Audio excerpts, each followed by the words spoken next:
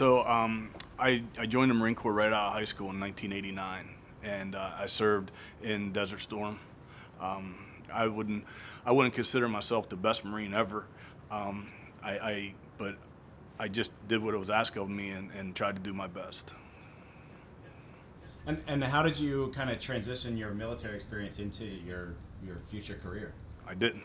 Like, no one does, right? There's no blueprint. I think when you look at the military, I don't know the answer to it. I'm not a psychologist, but I think that when you get out of the military, you leave this brotherhood, you leave this family, this support system you have.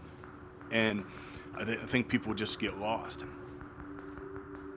Building a culture of care starts with serving our most vulnerable neighbors. But how do we close the loop to care for our carers? Especially for the military families in our local community, selflessness is a way of life. But for those with no personal connection to the military, I asked Lisa Marie Riggins to help explain the importance and impact of serving those who serve. That is the golden question for the organization as a whole, because, and this is just me talking, now for the first time, we have a generation of people that don't have a family member that joined or participated in the military. I think it's the first time. My feeling is, and this is a perfect time to talk about it, if you ever get really comfortable in feeling that security is not important, you will get surprised. And you can't help but have a moment in your heart where you understand the nobility of what they do, because they volunteer to live a life that many of us would not endure, and they do it for our security. And that's never lost on me. And you can't help but be inspired. So when you meet other veterans, you realize quickly they're humble, and they don't realize what they did, how big it is. 1% of Americans have served in the military. 1% has protected 99%. That's pretty good, right? Doesn't have to be in wartime. It's preparing for whatever comes up. Right? How are we there to support them? Well, we figure out whatever their needs are, and what I have found to be so rewarding is we've now embraced the entire military family. We're serving the ones who are serving on a big scale. Here we are. We have meals, we have movie nights, we have transition nights, we have Say Yes to the Dress for gowns, we have Project Elf, we have Come Cut Down Your Christmas Tree, we have book clubs, we have Easter egg hunts. So it's all of a sudden your pop-up community, and I couldn't do it. I could not do this job without support like people from Giant.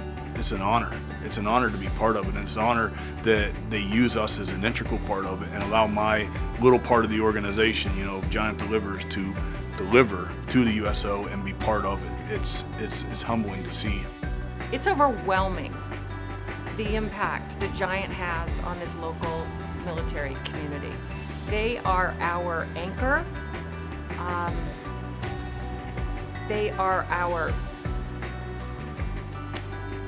It's overwhelming that they don't forget.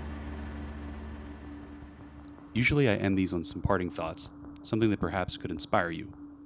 However, there was one thing that I could not stop thinking about, and that was how Lisa said that she was so thankful that Giant doesn't forget our military.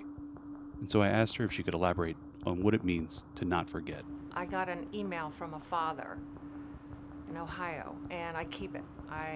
It's printed, it's in my folio, I keep it. And he said his son had just finished an intense flight training school. He had joined the military, it started his training, it was intense. His morale was broken, he was beaten down, and he was leaving through our BWI airport to go to his first command over in Europe.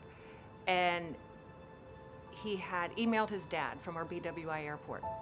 And I wish I could quote exactly because it's so powerful. He just said, "Dad, I'm really beaten down, and this has been really hard, and I'm scared. But these people here at the USO made me feel so welcome, and they fed me, and they gave me a place to sleep, and Dad, they just cared." And a month later, he lost his son. So the last thing that his son felt through the USO was people cared about him at one of the lowest points of his life. It was that simple moment where those volunteers made that young man feel like he counted.